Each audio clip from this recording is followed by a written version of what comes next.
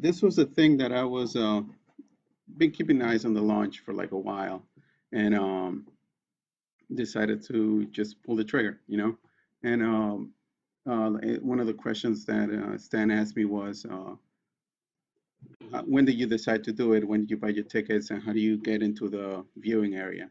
And it was all last minute, really. And I'll go into details with the presentation. All right, so first a little bit of an overview. This the bottom, that's the Kennedy Space Center. Then you have the vehicle assembly building. You have the shuttle landing facility, the viewing center at the Saturn V, and then that's the launch pad where it actually, lifted from. I was able to purchase the tickets for the launch called the Feel the Heat package that included entrance to the Kennedy Space Center, a couple of tours there, and a bus ride that takes you to the vehicle assembly building, stops at the landing strip, and it takes you to the Saturn V Center where you can actually watch the launch. And it had some food included and little SpaceX champagne glass with champagne in it. So that was pretty cool. This is just the visitor complex. This is a plaque that they send you in the mail, and I had to be there 5 hours before launch, so that meant 8:30 for me. And I'm just keeping this as a souvenir, This is the center itself, the Kennedy Space Center Visitor Center.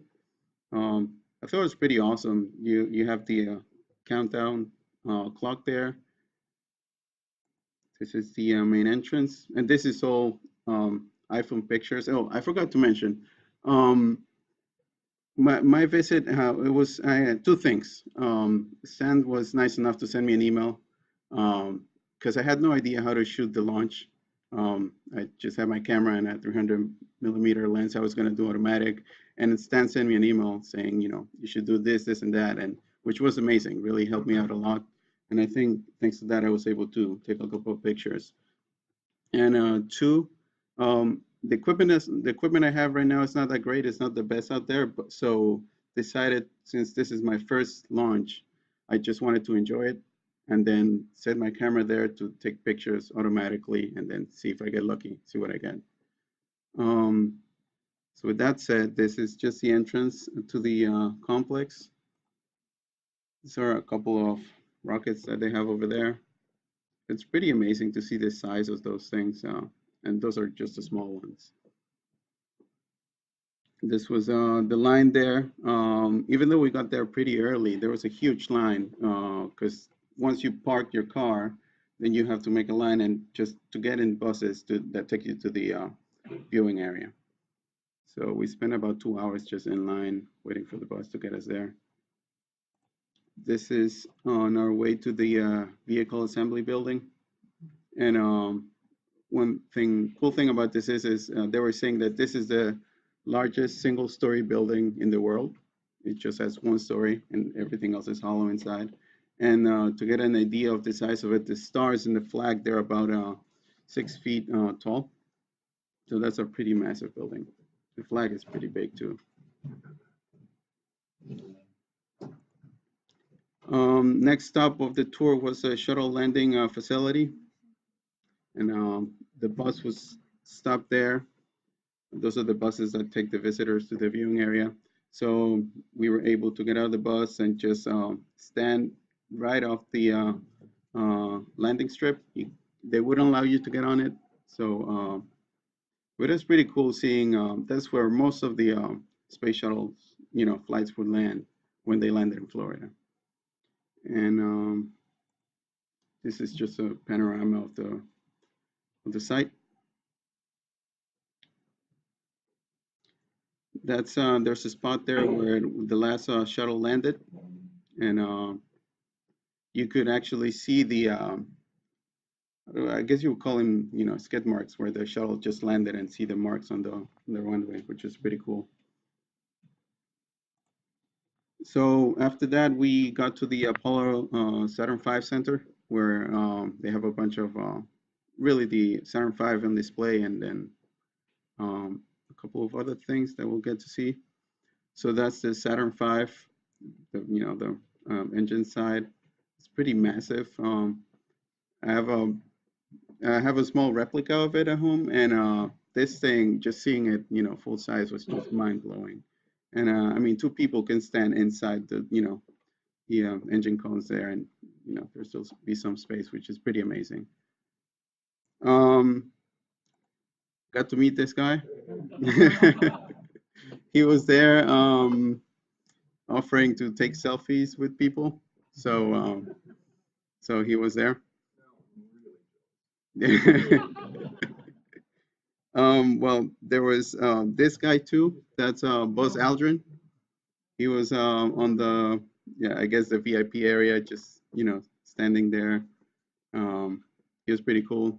He came down and talked to people there. So. Mhm.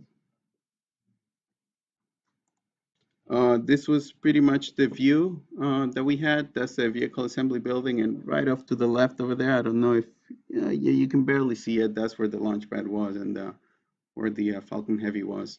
One thing that I was a bit disappointed of is that the landing, I guess, tower or the launch tower was there, and you couldn't really see the profile of the Falcon Heavy. So basically, you saw the profile. You couldn't see the two boosters on the side, and you'll notice that in the following pictures.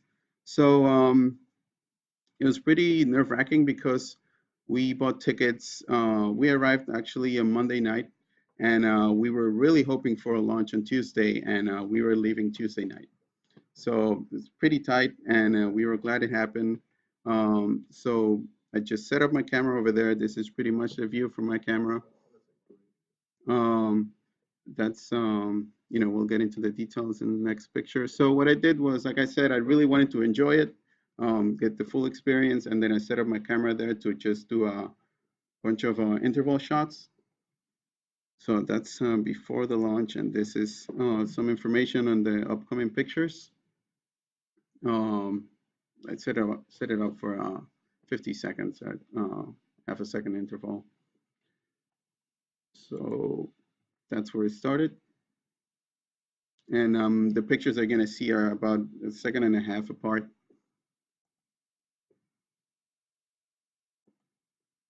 You can see the, I guess, the arm that's holding it to the side, just going to the side.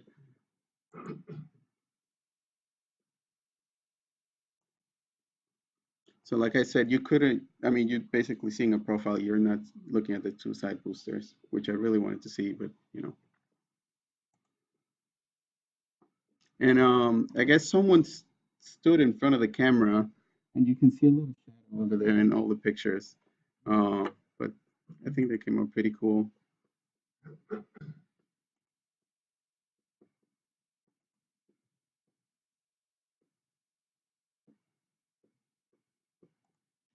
And these are a couple of other pictures I just took with my phone. This is just a view, and you can see the rocket up there. This is a little bit zoomed in. You can see the flame at the bottom, right in the middle. This is the landing part where the two boosters are coming down. You can see right to the left of the vehicle assembly building, two little flares. I don't know if you guys can see that. And those are the two boosters landing. It was pretty, I mean, the whole experience was pretty amazing. Um, I've always been a big fan of space, so always wanted to see something like this. And the fact that the Falcon Heavy was the first time I see it was great. Um, it took about maybe 8 seconds for the sound to get to us, and just looking at it was really bright.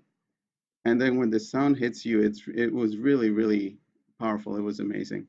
It was very emotional, and it made me think of really how we put, as humans, we put something like this together, and it's just able to lift, and go up there, and we have to do so much just to escape, the earth and go up there. And then I thought, maybe 45 years ago, there was people on top of something like this.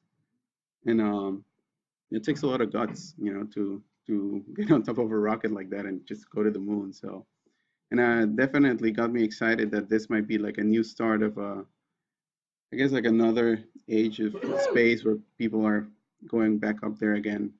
So, and that's it. Hmm.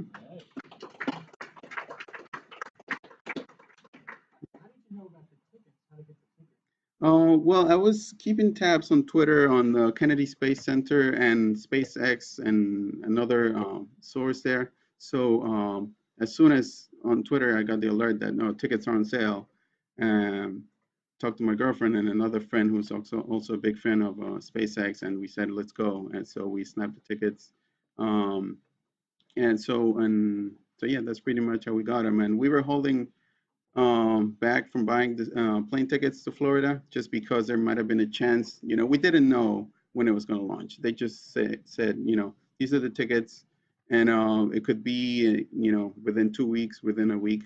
So once they set the date for, I think it was the 6th, um, we said, okay, well, okay, that's great, but might get postponed to, the day after. So I was keeping an eye on the weather over there. So I think we bought the plane tickets to Florida maybe on, was it Saturday night or something? When it was pretty like an 80% chance it was going to go. So we decided to take our chances and just go. So hmm yeah, I'm glad it worked out. So hmm hmm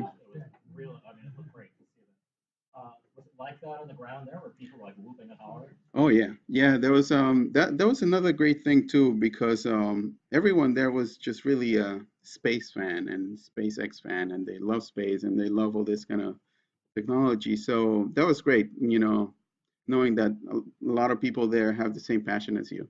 So that was pretty cool. There was actually I guess like a SpaceX fan club Facebook group or something. There was 5 people there. I was talking to a bunch of people. A guy drove from Iowa, to get there. Another guy drove from Ohio. People from all over the world, really. I think a guy came from Poland too. So yeah, uh-huh. Just yeah, they put up flat screen TV, right, I mean, on the side, but it was really sunny, so you couldn't really see it unless you were really close to it. Um, and I completely forgot about it during the launch, and so I was just watching the rocket take off, and I was really into it that I forgot that the boosters were next and they were going to come back. So just looked up and looking for them, and then seeing two, seeing two flares really just come down, simultaneously was pretty amazing. It was really surreal, and just knowing what it takes to do something like that is pretty impressive. And another thing that I wasn't expecting, and which happened maybe 10 seconds or 9 seconds after the boosters landing, was the sonic boom from the boosters that caught me off guard. And I think it's same thing happened to a bunch of people too. They weren't expecting that. So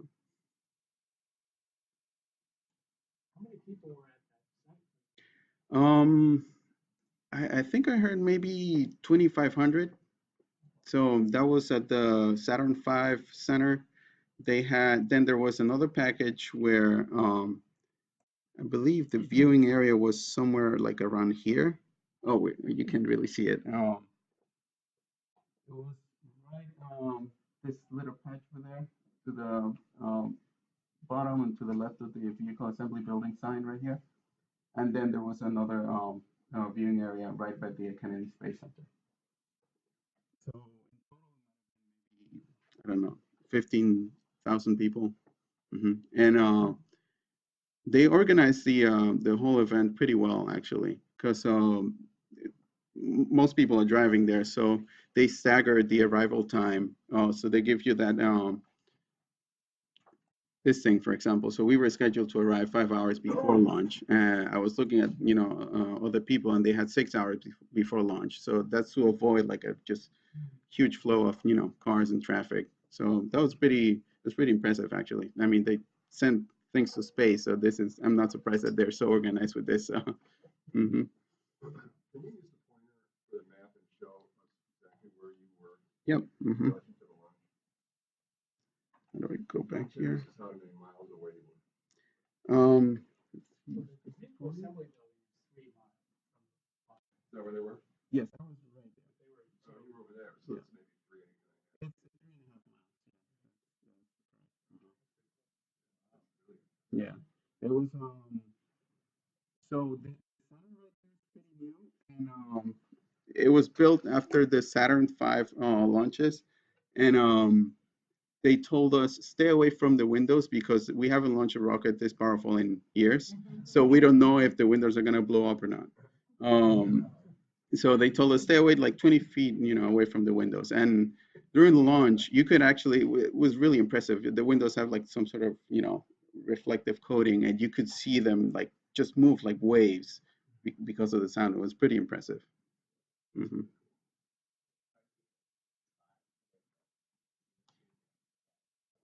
in terms of with the camera and stuff. yeah. It was we thought we were getting there early, and but once we got to the Saturn V Center, there was actually a lot of people there, and everybody pretty much took up the front, row, you could say, right next to the water, and the people with like huge camera equipment and lenses. So for me, it was a little bit difficult, and so I had to find a spot that no one would stand in front of. But unfortunately, someone stood up in front of the camera, and you could see a little shadow there. But I think it's all right. Mhm. Is that landing strip, I mean, has it been used for anything since they had developed it? I don't believe so. No, no, not that I know. Pretty nice landing strip. Yeah. See what it is.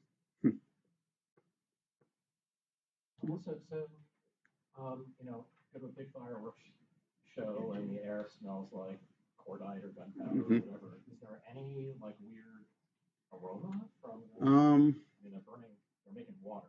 So it's not yeah, no, not that I noticed. It was I just smelled a lot of sunblock smell. A lot of people, yeah, but no, yeah. hmm I think the wind was pretty much Going this way, so maybe, yeah. from the south. hmm And I don't know if it, like 3.5 miles. That's pretty. I mean, it's kind of far, so I don't know if it will carry that far. hmm Is the launch area, is it just like concrete or cement or is it asbestos? What's it made of? Um, from what I know, it's just, and maybe other people know more. It's just concrete, and then you have some sort of like ditch where the exhaust goes, and then they, throw a ton of water over there to just kind of cool it down. But if someone else, Yeah, it's just concrete. Yeah. hmm I think that sometimes after the shuttle launches, there was often some damage, just depending on Mm. where the rocket planes were going and all that. Any other questions or? All right. When's the next launch? I think there's going to be one at the end of this year, as far as I know, and then 2020 maybe. So there's going to be another one this year. So Another yeah. hmm kind of big trip. Yeah. I'm going back. Yeah. I totally love it. And another thing, I saw pictures online of people just, and this is a little bit more difficult, but people were just, where's the pointer? Over there, like on the shore. Oh, yeah, the beach. Yeah. By Yeah, I forgot the name, but there it looked great actually, the pictures that they had. So you don't necessarily have to do this whole thing, but if you can find a spot over there, that would be great too. hmm yeah, I think that's the one I told you guys about. I wasn't sure if it would be open because sometimes Mm. they would close that during the shuttle launches Mm. just because of safety. hmm So it's an interesting. Mm. I'm curious how close they can get. It's 39A and 39B. Right. The top. So Mhm. can they get as close as 39B? No, Fr- no. From Because that's on the base. That's on the base. Yeah. Right? There's a road, I think, that Yeah. borders the top. Yeah, and that's pretty far north of the Yeah, base. exactly. I think that's probably as far as up Yeah, details on the picture I saw online, they said they were 3.5 miles away. So pretty much the same distance it Yeah, was, that's so. the same distance. Mm-hmm, Because there's some good pictures mm-hmm, of the Falcon 9 launch. Mhm. Because you can look looking straight down the beach. Yeah, perfect.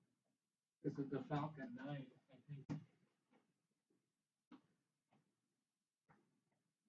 Well, this is one of the pads. I think this might be one of the other pads. This is the Cape Canaveral Air Mhm. Force Base part of the peninsula. And that's the Kennedy Space Center. So from the beach up there, you can have some pretty good angles on the launch pads that are along here. Now, the press area, is that at the first node to the right of the VAB? Yeah, I think that's right about here. Mm. Tony, you guys are probably in the Yeah. tent over there, right? Yeah, Or along the water there. Because this is that yes, water. yes. There's a big countdown clock right here. Mm-hmm. And then like the media building is right about here. Right. This is a good Hmm. map. Thanks. All right. So that Yeah, bravo. Thank you.